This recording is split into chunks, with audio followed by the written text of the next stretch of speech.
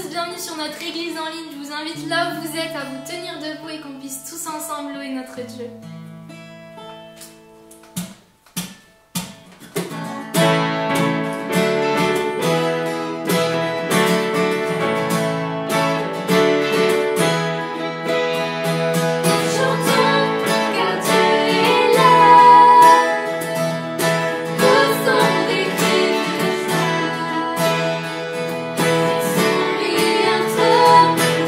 Reconnaissance, un palais de louange.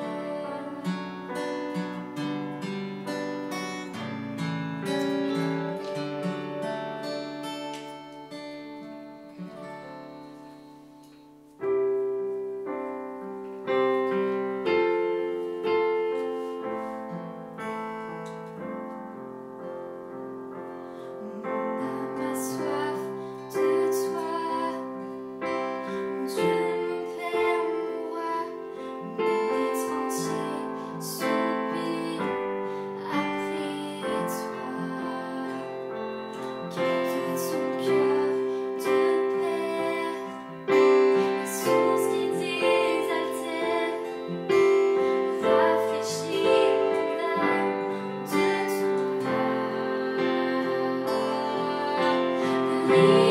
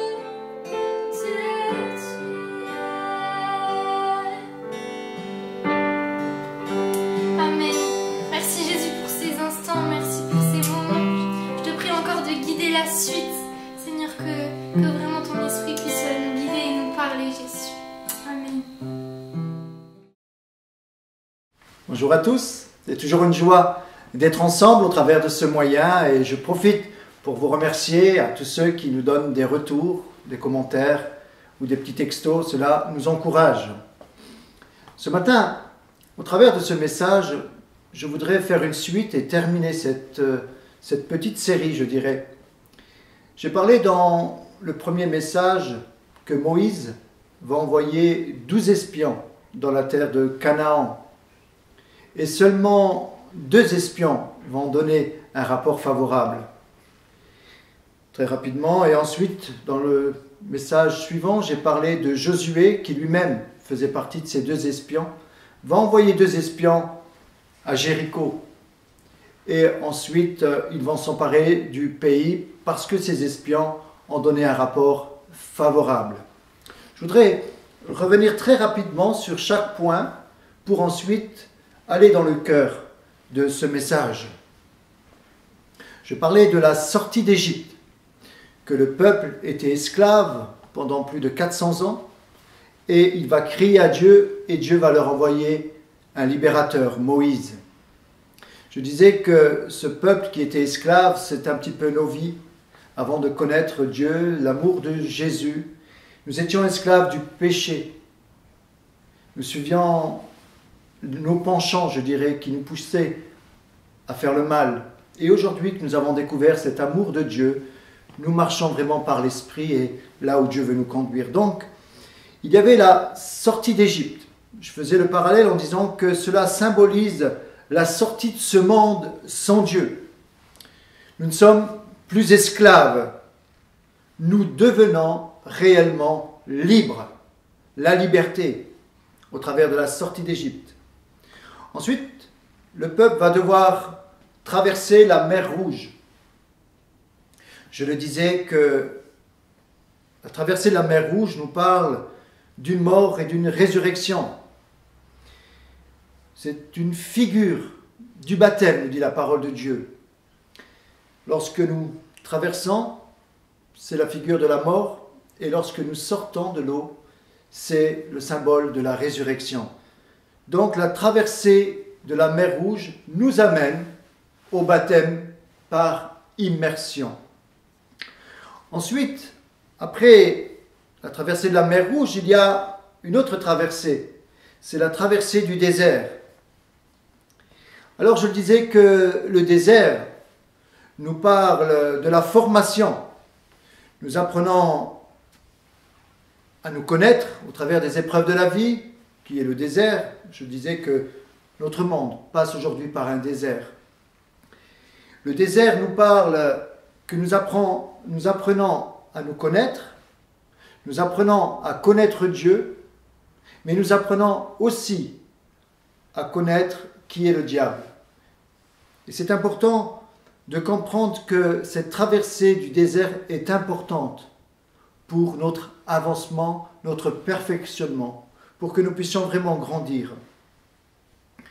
Ensuite, il y a une autre traversée, c'est la traversée du Jourdain. Je disais que le Jourdain représente dans la parole de Dieu le renoncement à nous-mêmes. En réalité, il nous parle de la croix. Non pas ma volonté, mais ta volonté, disait Jésus en allant à la croix. Le Jourdain, c'est également un témoignage. Lorsque Dieu va dire à Josué de prendre 12 pierres dans le torrent et faire un autel dans le torrent, et également 12 pierres pour les mettre à l'extérieur. Cela est fort de symbole, fort d'enseignement. Cela veut nous dire que nous ne sommes plus de ce monde et notre témoignage, notre ancienne vie est restée dans le Jourdain et maintenant nous avons un témoignage en dehors du Jourdain au travers de cet autel que nous avons dressé à Dieu, une vie consacrée. Nous ne sommes plus du monde et nous marchons selon les voies de Dieu. C'est le passage du Jourdain, c'est très important. Ensuite, il y a la prise de Jéricho. La prise de Jéricho représente les forteresses de Satan qui doivent tomber. Je le disais, lorsque le peuple va prendre Jéricho, une épreuve difficile, car cette ville est vraiment fortifiée, je le disais, sur ces murailles énormes, très hautes. Il y avait même deux chars qui pouvaient se croiser. Et c'était vraiment stratégique pour Josué de prendre Jéricho, car s'il prenait cette ville, le peuple serait encouragé à prendre le reste. Et donc, je disais que Hébreu nous dit que c'est par la foi que les murailles de Jéricho se sont écroulées, quand le peuple eut fait le tour pendant 7 jours. C'est par la foi. Et nous avons besoin, face aux épreuves, face aux murailles qu'il y a dans nos vies, de les affronter avec la foi et de revenir au surnaturel de Dieu et de nous attendre à Dieu dans tout ce que nous vivons. Je disais également que les forteresses dans la Bible, c'est Paul qui nous dit que nos pensées peuvent être comme des forteresses qui se dressent. Et nous avons besoin, face aux forteresses de nos pensées, de les tenir assujetties, de les dominer, afin que nous puissions aller plus loin, que ce n'est plus notre chair qui nous conduise, notre âme, nos pensées, mais notre esprit, la vision de Dieu en nous. C'est très important de vaincre nos pensées pour pouvoir aller plus loin dans ce que Dieu a pour nous. Ensuite, il y a la prise d'Aï, prochaine ville à conquérir. Très intéressant. Alors, dans cette prise d'Aï, Josué va encore envoyer, c'était sa stratégie, des hommes pour explorer les pays.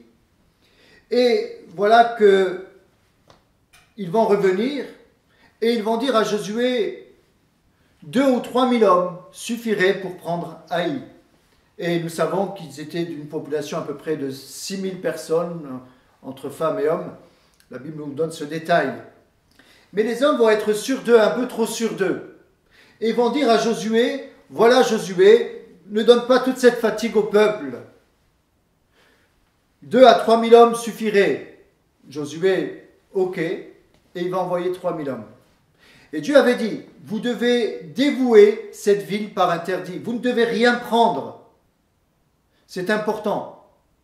Mais voilà que dans cette ville, il y a un homme nommé Akan qui va convoiter, et avec comme complice toute sa famille, un manteau de Shinéar. Cela nous parle de la vallée de Babylone. Il y a tous des enseignements au travers de cela. Il parle d'un lingot d'or et 200 pièces d'argent également. Il va les prendre et va les enterrer dans sa tente pour que personne ne les voie. Alors que Dieu avait dit non, vous ne ferez pas cela. L'erreur, si je peux me permettre, ou je dirais l'enseignement que nous devons en tirer de cela, c'est que Josué, qui est dans tous ces passages un type de Christ, à ce moment-là n'était pas un type de Christ. Il n'a pas consulté l'Éternel. Et je le disais que le conducteur spirituel sont responsables de la vision que Dieu leur donne et c'est à eux d'être au pied de Dieu pour avoir la feuille de route. Bien sûr que nous écoutons les conseils, mais ce qui est important, c'est que c'est le Saint-Esprit qui conduise son Église et pas l'homme. Josué n'a pas consulté. Il a écouté des conseils. Et voilà que le peuple va revenir. Ils vont perdre. 36 hommes vont perdre la vie. Josué va même dire, mais Seigneur, ça y est, c'est terminé pour nous. Qu'est-ce qu'ils vont dire de ton grand nom? Pourquoi on a traversé le Jourdain? On était bien là-haut. Imaginez-vous le découragement de Josué. C'est pour cela que nous lisons à plusieurs reprises Dieu qui va encourager Josué. N'aie point peur, prends courage, fortifie-toi, je suis avec toi. Alors Josué va se prosterner devant l'arche, devant Dieu, devant la présence de Dieu, il va dans l'incompréhension, mais Seigneur, tu nous avais promis cette terre, pourquoi que nous avons perdu le combat face à ces peu de personnes? Et Dieu va dire, mais qu'est-ce que tu fais? Lève-toi, il y a un interdit au milieu du peuple. Ensuite, je vais très rapidement, Josué va appeler les tribus pour en arriver à Akan et lui dit, mon fils, dis-moi ce que tu as fait. Et il va dire, effectivement, j'ai convoité, j'ai pris et j'ai caché. Un parallèle que je voudrais faire ce matin, que je n'avais pas fait la dernière fois, c'est que Dieu voit tout. Tu peux cacher un péché dans ta vie. Tu peux le dissimuler là où tu veux, dans ta tente, dans ta maison. Tu peux avoir des complices. Personne ne peut le savoir. Mais n'oublie pas une chose, c'est que ce péché te rattrapera parce que Dieu le voit. Dieu l'a vu. À cause de cela, c'est le peuple qui a perdu le combat à cause d'un péché. Bien souvent, lorsque nous ne réglons pas des situations de péché, il y a des conséquences qui vont affecter tous les autres autour d'eux. C'est pour cela que la Bible nous parle de sanctification. C'est pour cela que la parole de Dieu nous parle de repentance. Mais pas seulement une repentance quand on se convertit, tout au long de notre vie, Mais avec la repentance, il y a le fruit de la repentance. Il y a un changement de vie et d'attitude qui est importante. Et voilà que lorsque nous lisons ce passage très intéressant de la prise d'Aï, finalement dans cette prise d'Aï, nous voyons que maintenant Dieu va dire à Josué, prends tous les hommes de guerre. Il ne va pas lui dire, prends-en 2-3 000. Il va lui dire, prends tous les hommes de guerre. Il le sent. C'est que dans le combat avec Dieu, des fois nous avons certaines façons de voir les choses. Laissons-nous conduire par Dieu. Des fois, Dieu opère une délivrance par un petit nombre. Ce serait glorieux si c'est toujours le cas. Mais des fois, Dieu va également prendre un grand nombre de personnes pour délivrer d'un petit nombre, même si on ne comprend pas tout. Ce qui est important, c'est d'apprendre à écouter la stratégie de Dieu dans nos combats. De plus en plus, ce livre de Josué m'encourage à penser d'une façon stratégique, pas seulement dans la vie d'église, mais également dans la vie professionnelle. Je parlais avec un ami, également restaurateur, qui passe par des moments difficiles avec cette crise, et nous parlions ensemble de mettre en place des stratégies que Dieu va nous donner, et avec son aide, nous savons que nous allons remporter des victoires. Ensuite, il y a le peuple qui va rappeler l'alliance sur le mont Ébal. Après la prise d'Aï, maintenant, le peuple va rappeler cette alliance. Ils vont faire la lecture du livre de la loi et revenir toujours aux Écritures. Même Josué va recopier une copie du livre de la loi. C'est important de revenir sur l'alliance qui a été faite, et c'est là le cœur de mon message ce matin. Le titre de mon message est le suivant: Alliance grandiose. Au départ, j'avais mis comme titre Incroyable alliance. Mais je me suis dit, des fois on parle, mais on ne se rend pas compte des mots qu'on emploie. Incroyable, ça veut dire que ce n'est pas croyable. C'est impossible. Pour cela, j'ai changé le titre et j'ai dit, c'est une alliance grandiose. Tout est possible à notre Dieu. J'ai tellement envie déjà d'aller à la conclusion par rapport à ce que Dieu m'a mis sur le cœur, sur l'alliance, que je suis tellement reconnaissant de faire partie de cette alliance et de cet amour de Dieu. Mais juste avant, j'aimerais dire que nous devons revenir sur nos engagements que nous avons contractés avec Dieu, sur l'alliance au travers du baptême. Lorsque nous avons dit, Seigneur, je te donne ma vie. Mon ancienne vie est passée. Aujourd'hui, je veux vivre une nouvelle vie avec toi. Si nous restons dans cette alliance, j'aimerais vous dire que Dieu nous promet une vie avec abondance. Ce qui ne veut pas dire qu'il n'y aura pas de souffrance. Ça fait plus de 30 ans que je vis cette réalité. Et j'aimerais vous dire, Dieu est fidèle. Je voudrais vous dire de tout mon cœur, nous avons un Dieu fidèle. C'est un Père. Je vous invite vraiment à le découvrir. C'est vraiment incroyable. Je me reprends. C'est vraiment étonnant. Alors il y a ce rappel de l'alliance. Et maintenant, il y a une autre étape. Et c'est la suite de mon message en parlant des Gabaonites. Voilà, il y a la frayeur qui s'est emparée du pays de Canaan. Ces peuples avaient entendu que l'ordre de Moïse était de détruire devant eux tous les habitants et de prendre les pays. Et cette crainte s'est emparée, et voilà que les Gabaonites vont se dire, ils ont pris Haï, ils ont pris Jéricho, nous allons y passer. Usant un peu de stratège et de ruse. Et nous allons faire cette lecture dans Josué 9, versets 3 à 16. Les habitants de Gabaon, de leur côté, lorsqu'ils apprirent de quelle manière Josué avait traité Jéricho et Haï, eurent recours à la ruse et se mirent en route avec des provisions de voyage.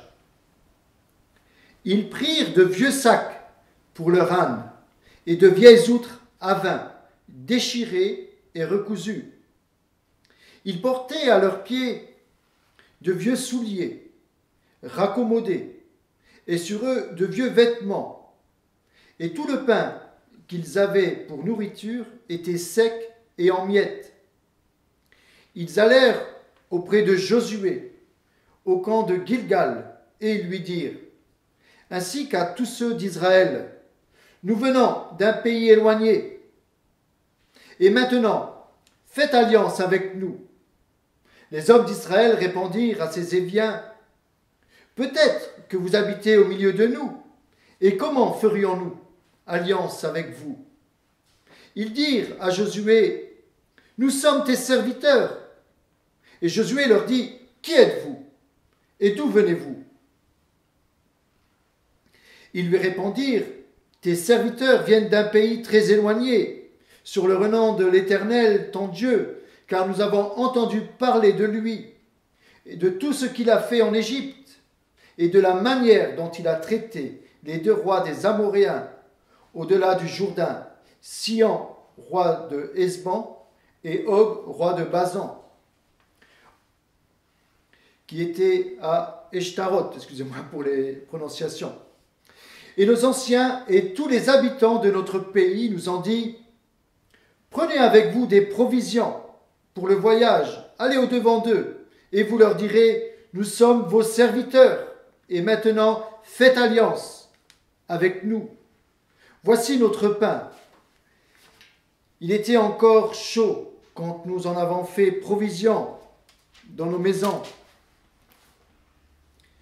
Le jour où nous sommes partis pour venir vers vous, et maintenant il est sec et en miettes. Ces outres à vin que nous avons remplies, toutes neuves, les voilà déchirées. Nos vêtements et nos souliers se sont usés par l'excessive longueur de la marche. Les hommes d'Israël prirent leurs provisions et ils ne consultèrent point l'Éternel. Josué fit la paix avec eux et conclut une alliance par laquelle il devait leur laisser la vie, et les chefs de l'assemblée le leur jurèrent. 3 jours après la conclusion de cette alliance, les enfants d'Israël apprirent qu'ils étaient leurs voisins et qu'ils habitaient au milieu d'eux. Et au verset 20, « Voici comment nous les traiterons. Nous leur laisserons la vie, afin de ne pas attirer sur nous la colère de l'Éternel à cause du serment que nous leur avons fait. » Une longue lecture. Le premier point que je voudrais souligner au travers de ce passage, c'est le besoin, et je le dis souvent, d'avoir du discernement. Autant les anciens d'Israël que Josué. Ils se sont fait piéger. Comme je l'ai souligné, ils ne consultèrent pas l'Éternel. Bien souvent, je dirais, nous sommes un peu trop sûrs de nous. Peut-être suite à certaines expériences, certaines révélations, nous pensons que nous pouvons toujours aller plus loin. Et des fois, nous négligeons la prière et l'étude de la parole pour connaître la pensée de Dieu. Ce peuple s'est fait avoir. Josué également. Pourtant, ils avaient un doute. Josué va leur dire, mais qui êtes-vous? D'où venez-vous? Ils se sont arrêtés à ce qu'ils ont vu. Des vêtements déchirés, leurs souliers usés. N'oublions pas que le peuple d'Israël, pendant 40 ans, la Bible nous dit que leurs souliers ne s'usaient point. Mais là, ils se sont arrêtés à leurs souliers usés. Ils se sont arrêtés à ce qu'ils ont vu.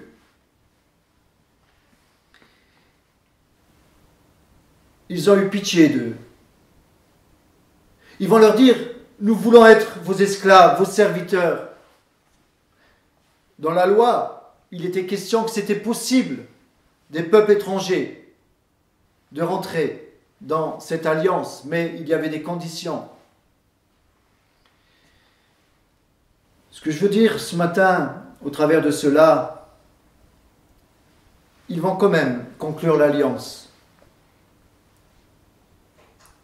Parce qu'ils n'ont pas consulté Dieu. Mais voilà, Dieu dans son amour, ce qu'il va faire. Ils vont conclure cette alliance. 3 jours après, ils vont se rendre compte, en allant justement sur Gabaon, que c'était leur voisin. Mais voilà, il était trop tard. L'alliance avait été conclue.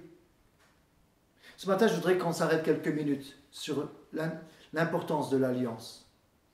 Lorsque, dans la Bible, une alliance est contractée, c'est très sérieux. Autrefois, lorsqu'on contractait dans les anciennes peuplades une alliance, on disait que nous étions frères de sang. On faisait une petite incision sur les 2 parties, on les frottait, on faisait couler le sang et on le buvait même. Il y avait plusieurs rites par rapport à l'alliance, c'était très sérieux. Et ce qui était important lorsqu'une alliance était conclue, c'est que le fort devait défendre le faible, quoi qu'il en ait. Les deux étaient liés. C'était un contrat qu'on ne pouvait casser. Et c'est pour cela que lorsque nous concluons des alliances, même dans le mariage, j'aimerais dire que c'est très sérieux. Nous ne devons pas prendre à la légère lorsque nous faisons une alliance et que nous demandons la bénédiction à Dieu dans l'alliance. Parce que Dieu aussi s'engage dans l'alliance. Bien sûr, il y a certains cas où le divorce, il y a des lettres pour cela, mais je dirais simplement ce matin, attention, lorsque nous concluons une alliance, nous demandons la bénédiction à Dieu et ensuite nous rompons cette alliance. Des fois, parce que nous préférons quelque chose ou quelqu'un de mieux. Attention, la Bible nous parle de cela. C'est une petite parenthèse. Simplement pour dire ce matin l'importance de l'alliance. Lorsque Dieu s'engage dans une alliance, c'est incroyable. Dieu va jusqu'au bout. Voilà que Josué, à cause de l'alliance, ne peut pas les mettre à mort. Il doit leur laisser la vie. Mais voilà, il va leur donner un fardeau. Vous allez couper du bois et puiser de l'eau pour les choses de Dieu, pour le peuple également. C'était une des conditions parce que le peuple voulait leur mettre fin à leur vie à cause de cela. Mais à cause de l'alliance, une fois que c'est signé, l'engagement, il faut le tenir. Je voudrais maintenant aller un peu plus loin. Dans Josué 10, au verset 5.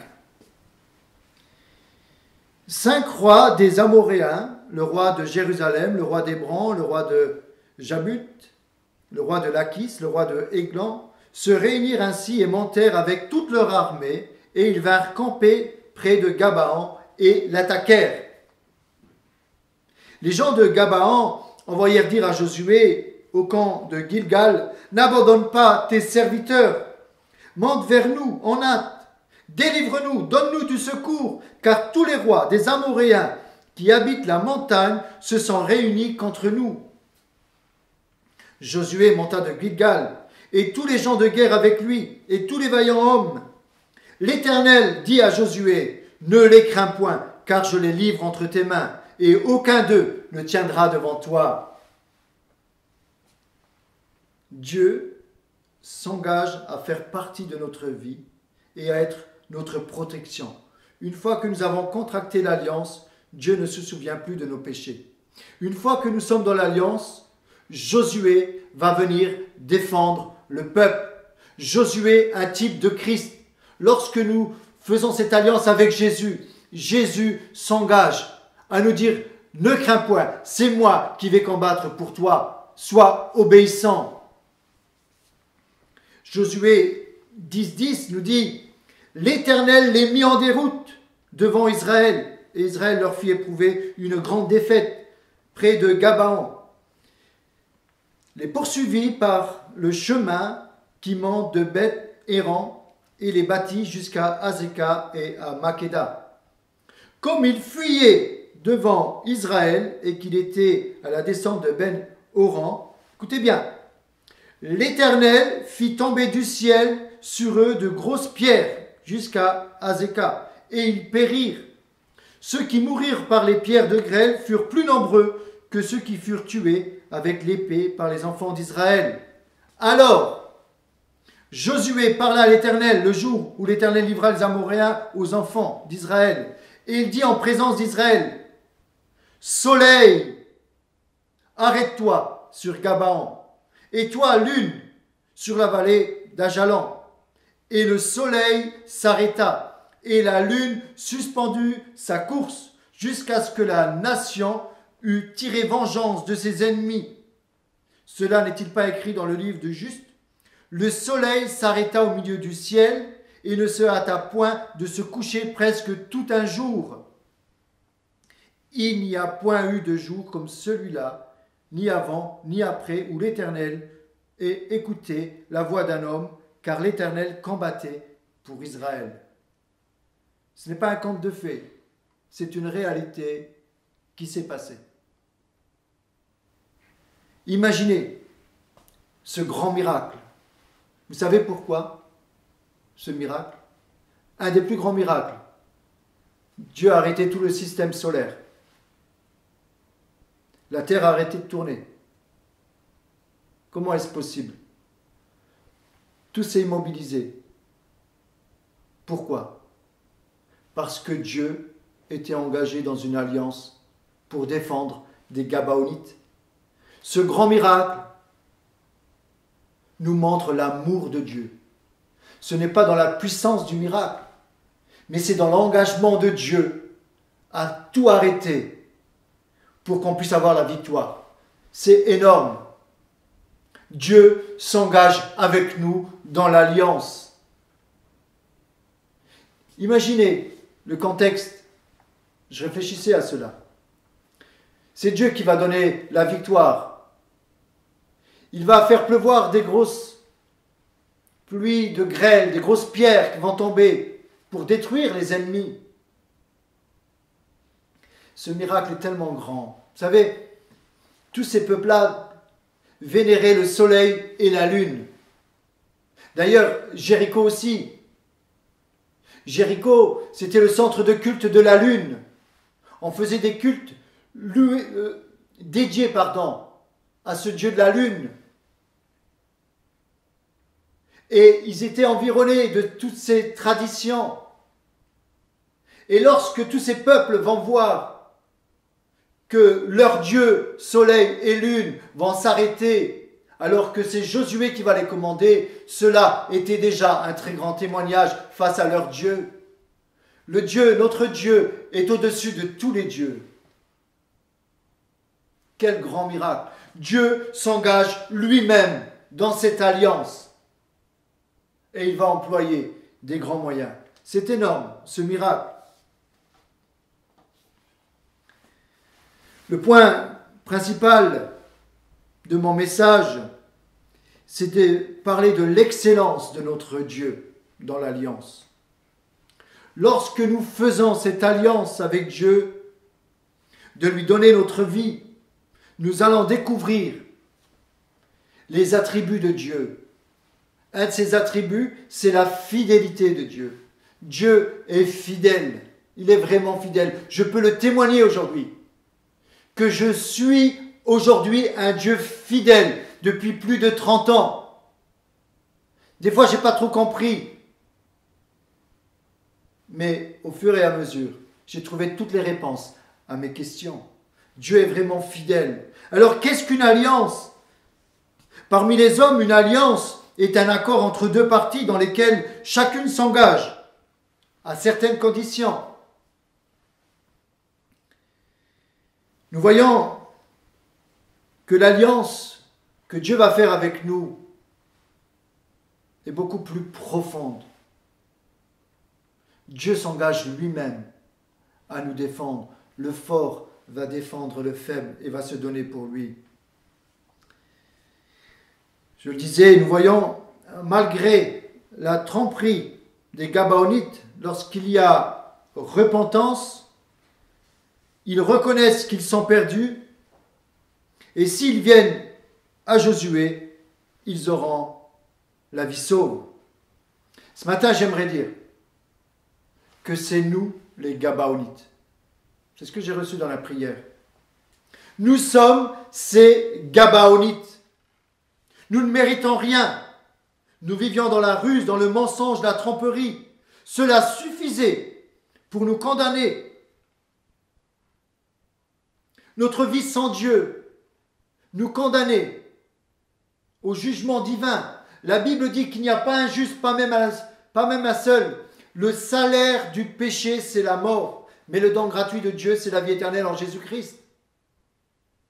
Ne croyez pas que nous pouvons vivre une vie de péché et juste avant d'aller au ciel, on dit pardon,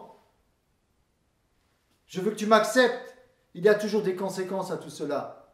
Mais par contre, même à la fin de notre vie, s'il y a une réelle repentance